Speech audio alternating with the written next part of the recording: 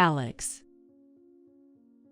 I recognized my grandson, Alex, standing at the crosswalk despite the slashing rain, standing out because he wasn't using an umbrella. I leaned over from the passenger seat, flung the door open, and called out loudly as if scolding him, "Alex, get in the car now." Grandma, Grandma. Once Alex saw my face, he smiled faintly and climbed into the passenger seat with heavy steps, then immediately leaned against me and became motionless.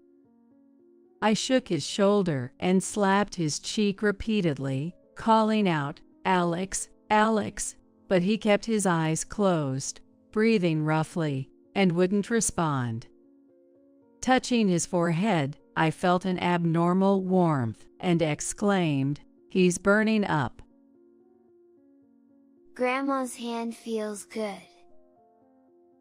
It seemed Alex faintly felt my touch, murmured this, and then lost consciousness. "Alex, stay with me." I pulled out a thermometer I always carry in my bag, placed it under his armpit, and it read 102.6 degrees Fahrenheit. This is dangerous. Realizing this, I immediately called 911. Soon, I heard the shrill siren of the emergency vehicle, along with announcements directing the line of cars to make way. "This way. Please hurry." Unable to stay put, I ran out into the pouring rain and signaled to the ambulance. My name is Catherine K., 56 years old. Having lost my husband 2 years ago, I now work at a diner called Relax Place, just a 10-minute drive from my home, to alleviate my loneliness. I have been like family with the owner and his wife for a long time, and my husband and son, Mike, used to often eat there on weekends. Since my husband died and Mike became independent, those times have become distant memories. However, now the moments I spend quietly watching my grandson Alex eat are my greatest joy. Mike's wife, Jenny, found out she had cancer 3 years ago and passed away despite treatment.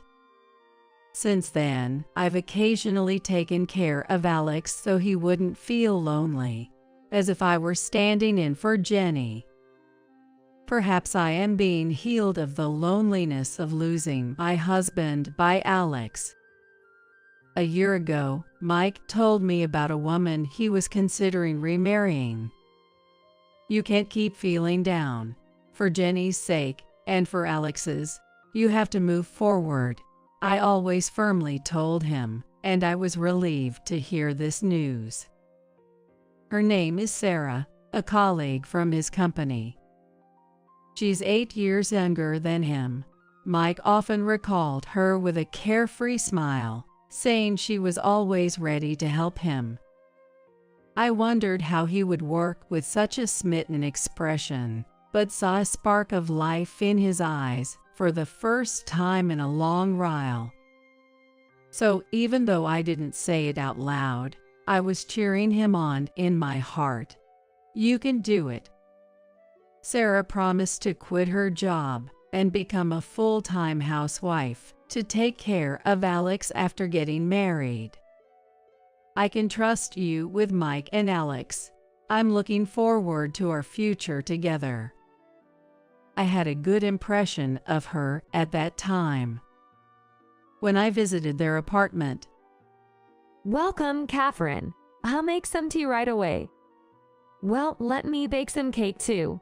I'm really good at that." Sarah greeted me with sparkling eyes and an overly enthusiastic manner. "Oh, thank you." "Then how about a shoulder massage? You must be tired from the drive." I was taken aback, but she seemed restless, unable to sit still. I'm actually good at massages, you know. My parents back home always rave about them. While she showed care for me, I felt a bit of discomfort at her eagerness to showcase her charm. From the moment I entered the room, her readiness to respond to every little action seemed overly deliberate to me, and I couldn't help but find it artificial. Furthermore, Sarah kept lamenting that she had run out of tea snacks. If I had known you were coming today, I would have lined up in the morning to buy that popular pudding. What a shame. I'm such a thoughtless DIL. I apologize. Sarah apologized so deeply that I felt embarrassed. Interacting with her, everything seemed calculated, but I hesitated to voice it. And after all, it's not my place to interfere in my son's marriage. Perhaps Sarah is just struggling to find the right distance with her new family. I convinced myself that over time, the emotional barriers between us would disappear. One day, a year after their marriage, Mike brought good news. Sarah is pregnant. His excited voice made me tear up. Is that so? Congratulations. That was all I could say with a trembling voice. You seem very happy today. Something good happened. My smile was so constant that even the owner of Relax Place teased me. A regular customer said my smile made them feel like working hard in the afternoon. I played it off by joking, "You won't get any extra treats for saying that," which livened up the diner. After work, I brought Sarah a bath salt and fruit basket, set as a pregnancy gift, hoping it would provide her some mental comfort. As this would be my second grandchild, I was thrilled at the thought of Alex having a sibling to grow up with. After parking in the visitor spot, I glanced at the park across the street and saw Alex sitting on a bench, looking down.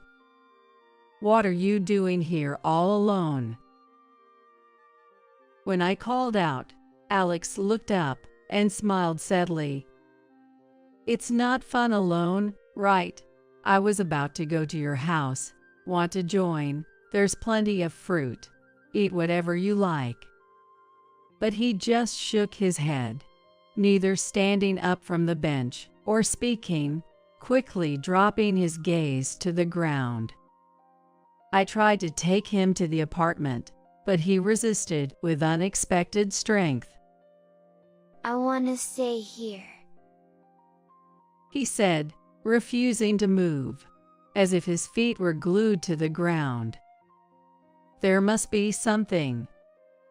I sensed it, but felt reluctant to force Alex to come back against his will. "Wait here." I handed him an orange and went to the apartment alone. Exiting the elevator on my son's floor, I heard the laughter of a young man and woman. Am I intruding? I proceeded down the hallway with my head down, but the laughter was coming from my son's apartment. "What's going on, Sarah?" I thought there was a young couple chatting nearby. I saw Sarah and a delivery man in uniform at the door. They suddenly fell silent, and the delivery man left without a word. Isn't it odd for a delivery man not to speak to the resident after delivering? I asked, puzzled by the delivery man's behavior.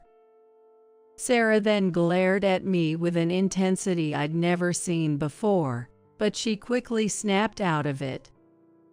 "Oh, Catherine, are you here?" she said, trying to recover her composure. Then Alex came back from the park, walking slowly.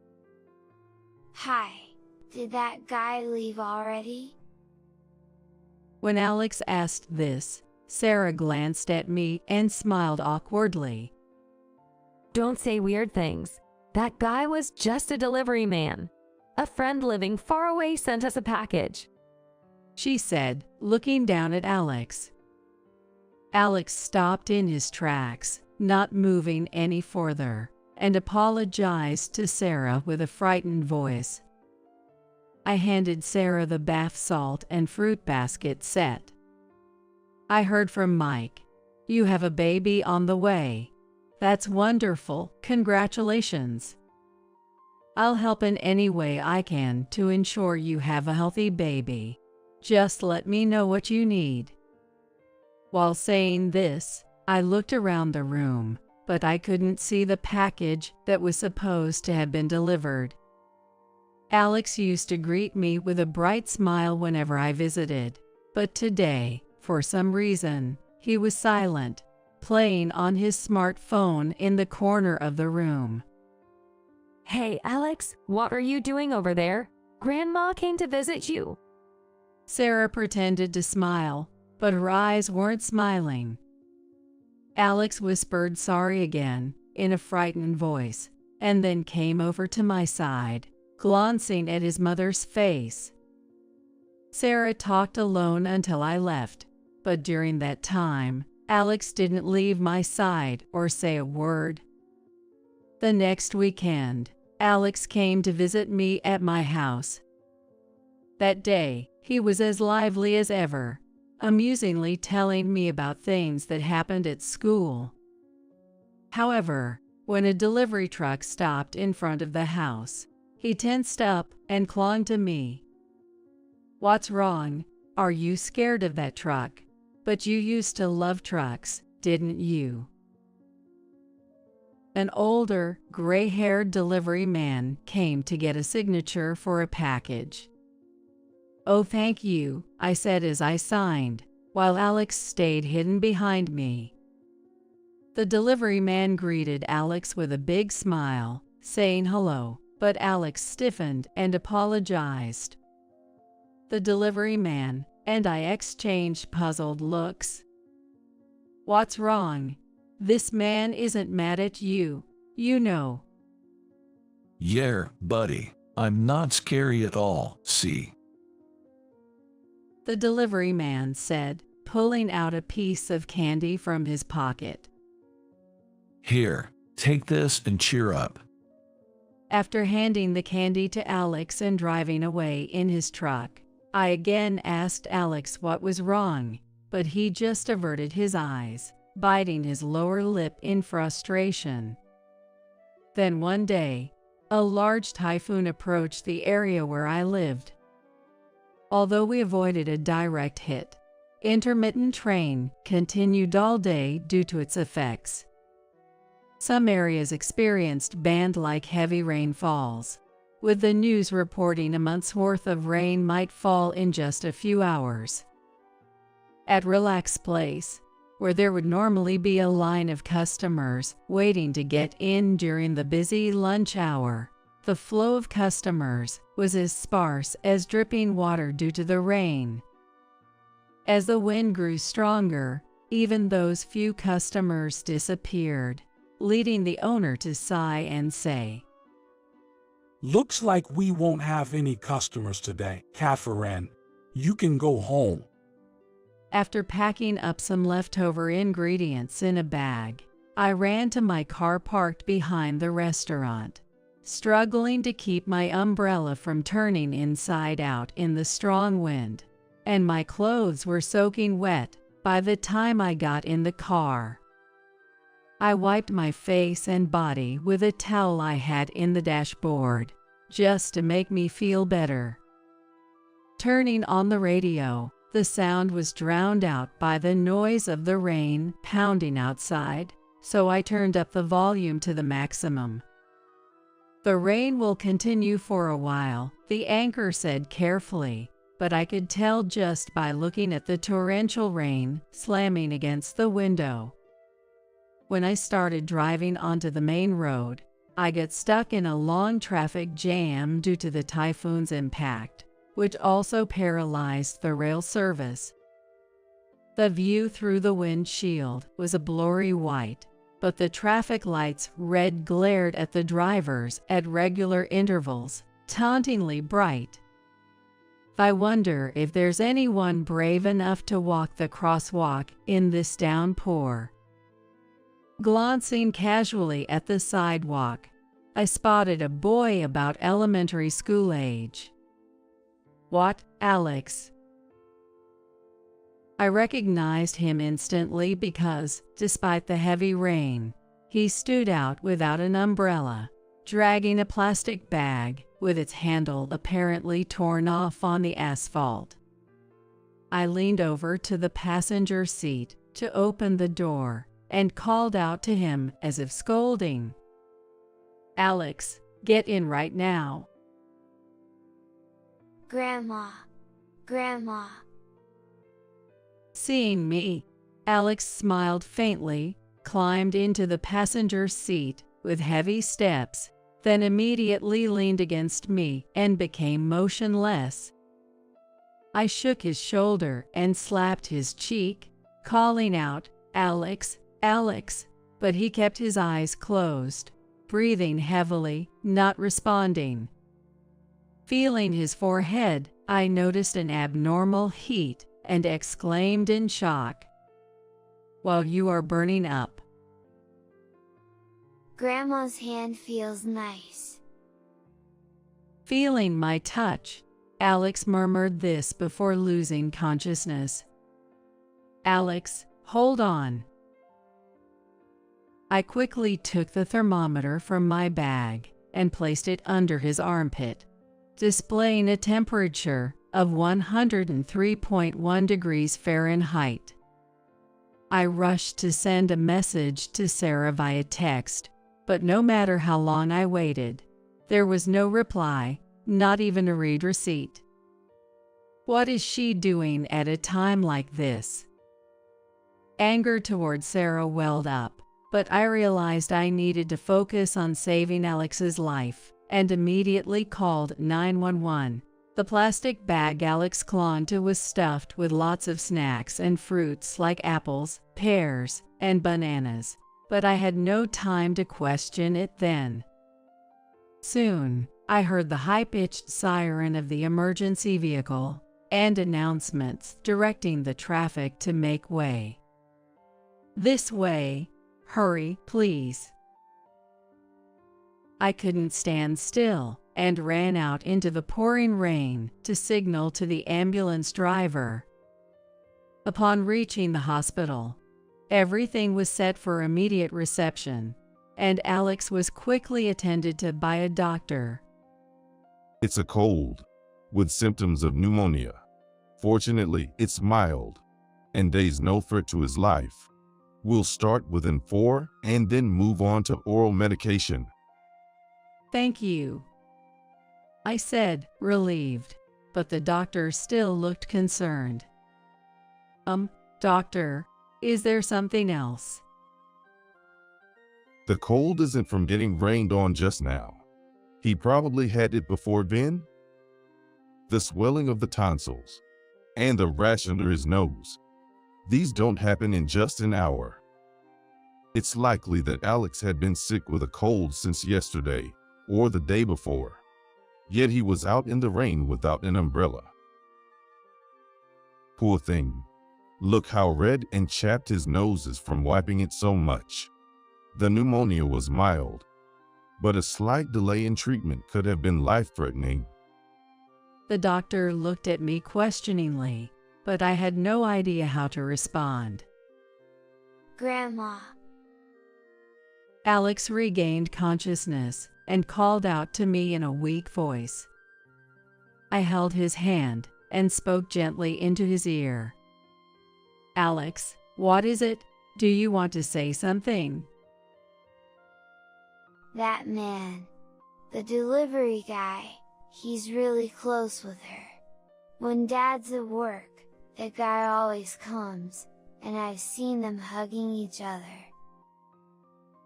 "Her? You mean Sarah?" Alex struggled to convey what he had witnessed, and I felt an overwhelming sense of anguish. This meant Sarah was having an affair. I've been sick since yesterday. But today, that guy came again and told me to leave right now. I said no because I didn't want to go out in the rain. Then, the guy packed up various things into a plastic bag, telling me you are in the way, go play delivery boy, and sent me out. The plastic bag, the one you had, filled with snacks and fruit, was it heavy? Did that delivery man make you carry it? Alex nodded clearly. The guy said, take it to Grandma's place, with a laugh. The doctor and I exchanged looks. This is serious. As a doctor, I cannot overlook this situation. I can't forgive her either. We must do something about that woman. The surge of anger and sorrow within me felt ready to explode. By the time I was heading home, the rain had stopped, and the sunlight shone brightly on the moist asphalt. Jenny, I'm so sorry for this. I promise to protect your precious Alex. I talked to the photo of Jenny smiling happily while holding newborn Alex. I felt guilty for not realizing his suffering. Not only was I angry at Sarah and her lover, but I also felt the weight of my own inadequacy. When Mike said he wanted to remarry, I was overjoyed, thinking it meant he could move past his sorrow and start anew. Now, feeling resentful towards my past self, I repeatedly punched my thigh, trying to release some of the pent-up emotions, though it was nothing compared to Alex's pain. The doorbell rang, and thinking it was a visitor, I hastily wiped my tears and forced a smile in the mirror. "Coming," I said, heading to the door to welcome the guest. There was Sarah, smiling, still unaware of everything. I'm so sorry, Catherine, for making you look after Alex. She was still playing the part of a considerate mother. Alex, Mommy is here to pick you up. Come out. Sarah called out loudly towards the back of the house, thinking Alex was playing there. What? Alex isn't here today. Are you saying he's not at your house? Then where could he have gone? I feigned ignorance about Alex's whereabouts, and Sarah's face turned pale rapidly. What do you mean he's not here? Alex definitely said he was going to Grandma's house and left excitedly. Did he really say that? That can't be true. It's been raining all morning, and the wind was so strong. Even adults would hesitate to go out in that weather. But he clearly said he was going to deliver some snacks and fruits to Grandma. He must have been pretending to be a delivery boy. Did he really say that, even though it was pouring rain outside? You let our 6-year-old run out into the storm without stopping him or even looking for him. I didn't stop him, because, I let children do as they please, you know. I believe in respecting a child's autonomy. That's my parenting philosophy. Sarah's attitude, as if the whole situation was Alex's fault, drove my anger to its peak. Alex is in the hospital now. He got wet in the heavy rain without an umbrella, developed pneumonia, and the doctor said it could have been life-threatening if treatment had been delayed. What? Sarah screamed in shock, then glared at me furiously. Are you lying to me? Do you enjoy seeing me panic? Isn't that shameful? I don't care what you think. What matters is Alex. He suffered enough. If you want to be a mother, start by putting your child first. Sarah attempted to argue, her teeth bared, but then realized the gravity of the situation and asked, "Which hospital is he at?" "I'll go get the car. Wait for me." No need. I can't trust you. Sarah refused with a frightening expression and called a taxi using her phone app. Was she trying to secretly communicate with her lover or conspiring to align their stories in case Alex's mistreatment came to light? I returned to the hospital to wait, and Sarah arrived about 10 minutes later. Where is Alex Gay's room? She asked hospital staff indiscriminately, pretending to be a concerned mother. However, she was stopped by a nurse at the entrance to the room. This area is off limits for visitors. You are not allowed in. Alex, Mommy is here now. You can relax. Sarah smiled gently like a saint, but then two people in suits approached her. "Are you Sarah Kay? We need to talk to you. Please come with us to the station," showing their police badges. What? Why do I have to go with the police? I'm his mother. Let me see Alex. What have I done to deserve this? Let me go. Despite her resistance, the police officers remained calm and detained her firmly. The doctor who examined Alex had advised involving the police, believing Alex's testimony couldn't be ignored. If my grandson were in the same situation, I might not be satisfied with just going to the police. The doctor said, half jokingly, half seriously, with a hearty laugh. It was getting dark outside, but I saw that Mike, who should have been on a business trip, had called. I called him back. I had a meeting in the next county and came home early to find no one there, and I was shocked. I told Mike everything that had happened that day without hiding anything. Initially, he was skeptical, but his tone gradually fell, and he promised to look around the house for any evidence. About an hour later, Mike called back. One piece of evidence after another. Photos and videos of them looking cozy together, even traces of them using our bedroom. Learning of his wife's betrayal and the mistreatment of his precious son left by his late wife, Mike spoke as if venting his hatred. Later, Sarah was arrested for child neglect, and her lover, the delivery man, was also arrested and charged as a co-conspirator. Frankly, I still don't want to believe that Sarah could do such horrible things to Alex. I wish all of Alex's suffering were just lies. It might sound odd with the trial coming up, but I feel like running away right now. Hearing the truth is just too painful.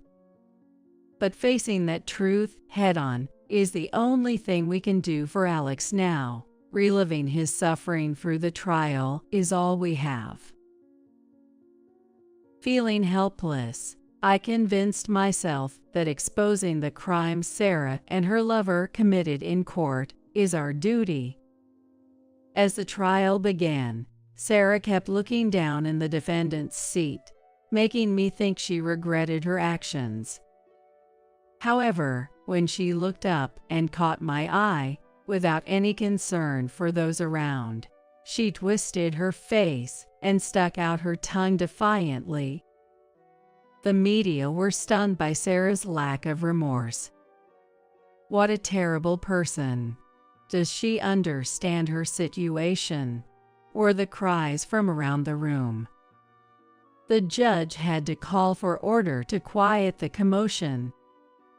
Sarah, smirking, took the stand and began narrating the events leading up to the incident as if giving a business report. She admitted seeing an opportunity when Mike, who was advancing in his career, became depressed after losing his beloved wife. Well, honestly, he wasn't my type, but he seemed wealthy and likely to become more powerful, so I thought I could live comfortably by getting involved with him. She spoke frankly, showing no remorse. Sarah revealed that her affair with her lover, Michael, predated her relationship with Mike. He's handsome, just like movie stars, and exactly my type. She continued her relationship with Michael, thinking it unlikely to be discovered by Mike, who was often away for work. She also confessed to finding Alex annoying from the start. His expressions, which sometimes resembled those of the late Jenny, stirred up feelings of hatred in her. While meeting Michael, she treated Alex harshly, laughing at his crying and making sure he couldn't enter the house when they were together. They even recorded these moments on their smartphones. When I threatened him with a scary face saying, "Don't tell anyone," he surprisingly listened. It was quite fun for me. But when I got pregnant with Michael's child, I panicked. If the affair came out, I'd be thrown out, losing access to any money. So I had an idea. I can just have the baby and pretend it's my husband's. That way, the affair wouldn't be discovered, and even the unborn child would have inheritance rights. Thinking that, Alex's presence became an unbearable nuisance. After Sarah finished explaining her motives for mistreating Alex, the courtroom fell silent, appalled by her selfishness. Her lawyer, sweating, tried desperately to mitigate her crimes. Are we not done yet? Sarah yawned, undermining her lawyer's efforts. She continued on the stand. It wasn't just Alex. Catherine, too, coming over every single time something happened, was unbearably annoying to me. I wanted every single second with Michael. It was so annoying. Her blunt expression of her feelings further worsened the judge's impression of her. As a result, she received a harsher sentence than the prosecution's request, and the trial concluded. Needless to say, Mike and Sarah's divorce was finalized. Forced to pay a substantial amount in alimony, Sarah's life of poverty was set in stone. Alex, I was wrong. I was always busy with work and left you under Sarah's care. It must have been hard. Marrying such a terrible woman was my mistake. I am truly sorry. It's okay, Dad. I love you. But I have one request. What is it? Anything you want, just tell me, and I'll buy it for you. It's not that. What I want most is to be with you. Mike, with tears in his eyes, then hugged his son tightly, shouting, "Alex." Later, Mike applied for a transfer from his travel-intensive job to a more stable office position. Everyone was surprised, but given the recent events, no one objected. Years later, after being released from prison, Sarah and Michael began loitering around our home. It's your family's fault we're labeled as criminals. Can't rent a place or get a job. You've made us suffer. Take responsibility. I immediately called the police to handle Sarah's misplaced accusations. Afterward, Mike and I decided to sell our house and move to a secure luxury apartment using the sale proceeds. Returning to the relaxed place with Mike and Alex after a long time, the owner greeted us with a smile. "Alex, have you grown taller since I last saw you?" As I stood up, asking out of habit, "Can I help with anything?" The owner came over. No need, Catherine. You're a guest today, right? And it's my treat. Especially since Alex is here too. Eat whatever you like. I love the fried pork meal here. But even more than that, I love being with Dad and Grandma the most. Seeing my grandson's smile return, I swore to my heart, I will never let that smile be taken away again.